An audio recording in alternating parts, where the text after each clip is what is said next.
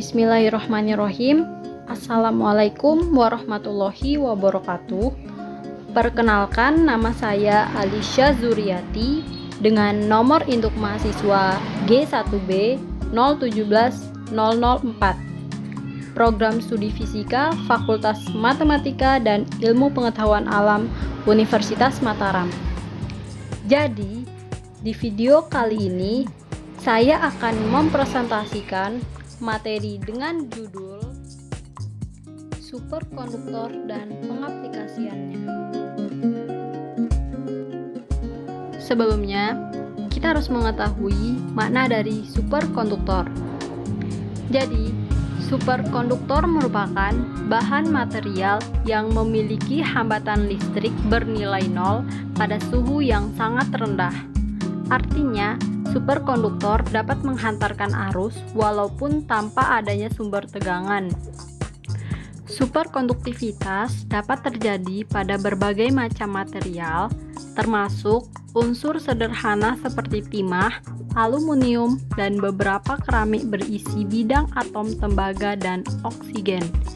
Superkonduktivitas tidak terjadi dalam logam mulia seperti emas dan perak, atau pada beberapa logam ferromagnetik. Meskipun ada beberapa material yang dapat menampilkan sifat superkonduktivitas dan ferromagnetisme. Jadi, karakteristik dari bahan superkonduktor adalah medan magnet dalam superkonduktor bernilai nol dan mengalami efek Meissner.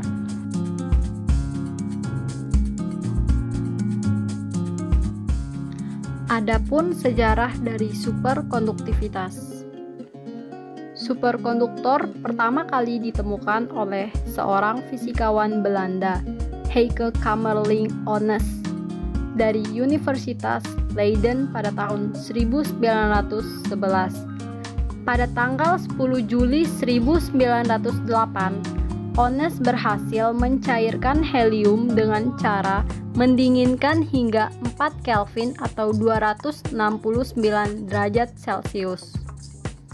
Kemudian, pada tahun 1911, Onnes mulai mempelajari sifat-sifat listrik dari logam pada suhu yang sangat dingin.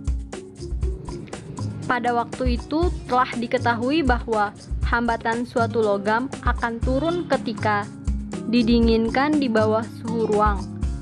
Akan tetapi, belum ada yang dapat mengetahui berapa batas bawah hambatan yang dicapai ketika temperatur logam mendekati 0 derajat Kelvin atau 0 mutlak. Dengan tidak adanya hambatan, maka arus dapat mengalir tanpa kehilangan energi. Percobaan Onnes dengan mengalirkan arus pada suatu kumparan superkonduktor dalam suatu rangkaian tertutup dan kemudian mencabut sumber arusnya, lalu mengukur arusnya 1 tahun kemudian, ternyata arus masih tetap mengalir. Fenomena ini kemudian oleh Onnes diberi nama superkonduktivitas. Atas penemuannya itu, Onnes dianugerahi Nobel Fisika pada tahun 1913.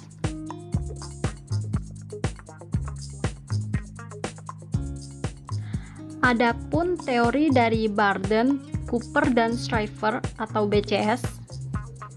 Teori BCS merupakan teori mikroskopis superkonduktor dikaji melalui fisika kuantum. Elektron melewati kisi, inti bermuatan positif menarik elektron bermuatan negatif sehingga mengakibatkan elektron bergetar.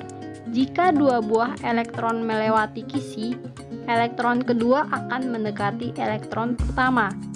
Peristiwa ini terjadi karena adanya gaya tarik-menarik antar inti atom yang nilainya lebih besar dari gaya tolak-menolak antar elektron, sehingga kedua elektron bergerak berpasangan yang disebut sebagai Cooper pairs. BCS adalah pilar teori superkonduktivitas yang bergantung pada 3 prinsip. Yang pertama, ketidakstabilan laut Fermi. Kedua, adanya interaksi tarik-menarik. Dan yang ketiga, kondensasi boson yang dibebankan. Pada poin pertama, Mengikuti pengamatan Cooper bahwa interaksi tarik-menarik kecil yang sembarang antara dua elektron di atas, laut Fermi mengarah ke keadaan terikat atau pasangan Cooper. Berkat pemotongan ruang momentum untuk keadaan dengan gelombang vektor, ini adalah hasil umum yang mengikuti dari persamaan Bethe-Goldson untuk kasus dua elektron. Kemudian, pada poin kedua, identifikasi tarikan efektif antara elektron yang biasanya mengalami tolakan Coulomb. Daya tarik dikaitkan untuk superkonduktor konvensional untuk interaksi melalui potensial Barden-Finess yang terdiri dari satu elektron yang menggoyangkan kisinya pada saat pertama. Dan pada poin ketiga adalah apa yang disebut sebagai keadaan BCS yang merupakan superposisi dari keadaan terikat berpasangan dan yang membawa efek Cooper dua partikel ke perilaku kolektif semua elektron dalam sistem.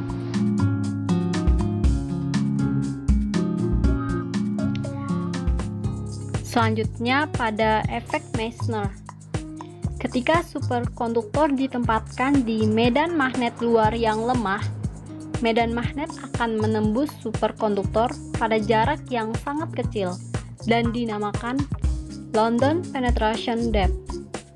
Pada bahan superkonduktor, umumnya London penetration depth itu sekitar 100 nanometer. Setelah itu, medan magnet bernilai 0. Peristiwa ini dinamakan efek Meissner dan merupakan karakteristik dari superkonduktor. Efek Meissner ini merupakan efek di mana superkonduktor menghasilkan medan magnet. Efek Meissner ini sangat kuat sehingga sebuah magnet dapat melayang karena ditolak oleh superkonduktor. Medan magnet ini juga tidak boleh terlalu besar. Apabila medan magnetnya terlalu besar, maka efek Meissner ini akan hilang dan material akan kehilangan sifat konduktivitasnya. Adapun klasifikasi dari superkonduktor. Yang pertama, berdasarkan interaksi dengan medan magnetnya, maka superkonduktor dapat dibagi menjadi dua tipe, yaitu superkonduktor tipe 1 dan superkonduktor tipe 2. Kemudian, berdasarkan nilai suhu kritisnya, semikonduktor dibagi menjadi dua, yaitu semikonduktor bersuhu kritis rendah dan semikonduktor bersuhu kritis tinggi.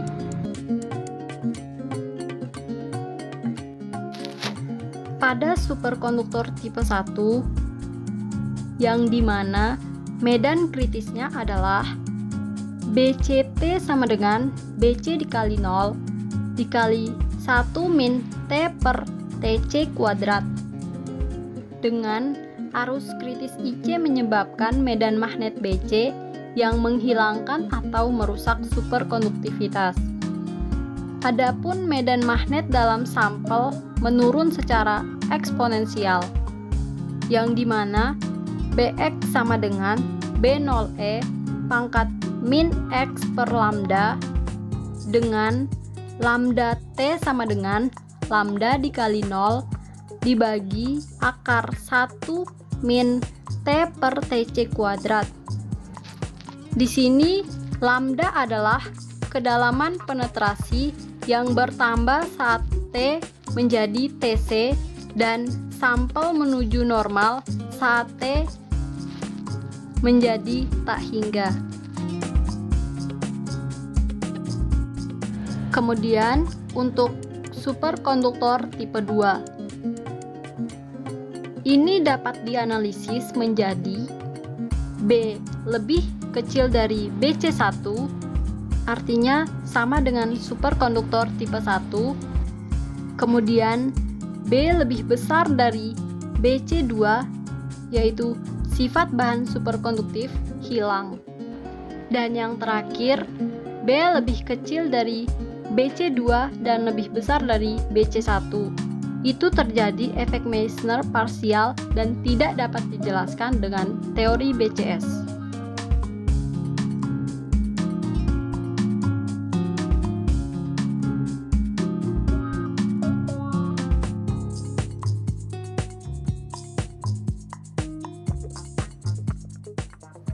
Untuk aplikasi dari superkonduktor, di sini saya mengambil contoh dari alat transportasi.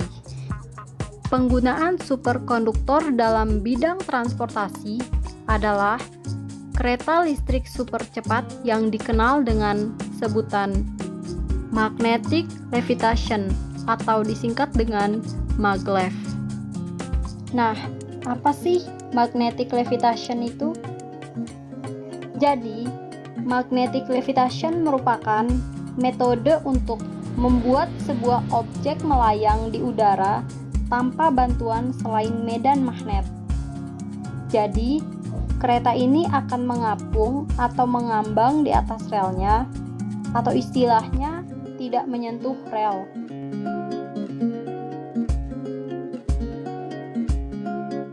Nah, pasti heran kan? Kenapa dia bisa mengambang di atas rel? Jadi, mekanisme dan sistem kerja dari magnetic levitation itu memanfaatkan dua prinsip magnet, yaitu gaya tarik magnet dan gaya tolak magnet.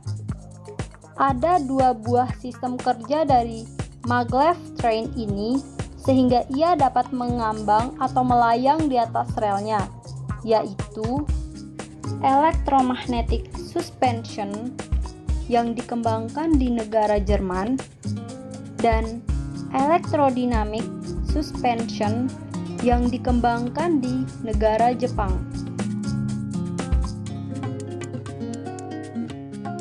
Pada electromagnetic suspension, sistem kerjanya yaitu memanfaatkan gaya tarik magnet di mana bagian-bagian pada rel kereta yaitu balok rel dan levitation rails yang merupakan bagian rel penuntun, bagian-bagian pada gerbong kereta yaitu magnet pendukung, magnet penuntun, dan gerbong kereta. Antara rel dengan gerbong terdapat air gap vertikal dan air gap horizontal, seperti yang ada pada skematik diagram dari electromagnetic suspension.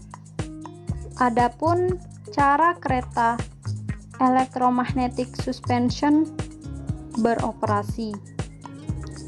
Pada electromagnetic suspension, magnet berada pada badan kereta. Elektromagnet pada badan kereta berinteraksi dan menarik levitation rails pada jalur pemandu.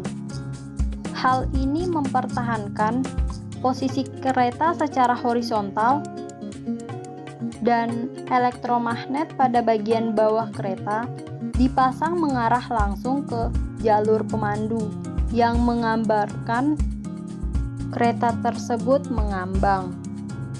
Saat bergerak, dorongan ke depan didapatkan melalui interaksi antara rel magnetik dengan mesin induksi.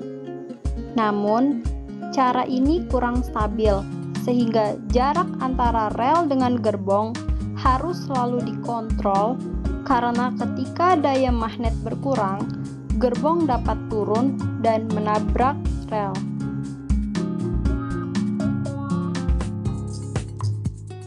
Selanjutnya, electrodynamic suspension. Sistem ini memanfaatkan gaya tolak magnet dan menggunakan magnet superkonduktor yang memiliki sifat yang menarik, yaitu sifat efek Meissner.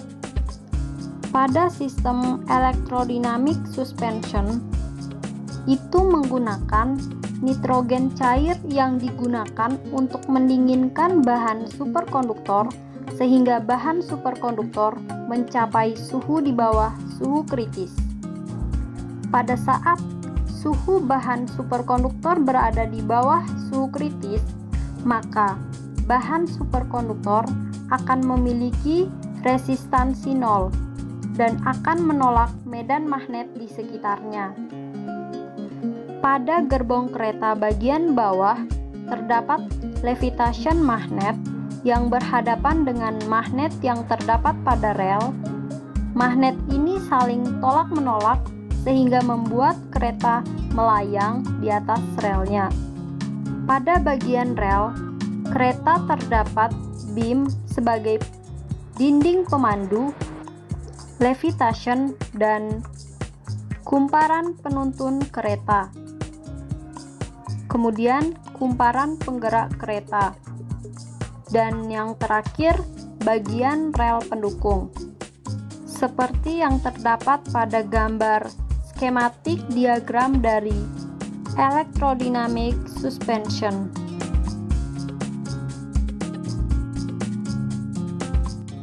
Magnetic levitation ini bekerja dengan prinsip hukum Lorentz, efek Meissner, medan magnetik, serta induksi magnetik.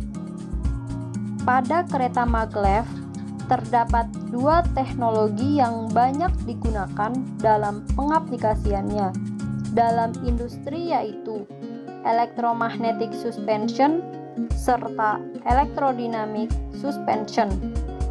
Cara kerja dari kereta maglev yang menggunakan electromagnetic suspension adalah dengan memanfaatkan gaya tarik magnet, sedangkan pada electrodynamic suspension itu memanfaatkan gaya tolak magnet.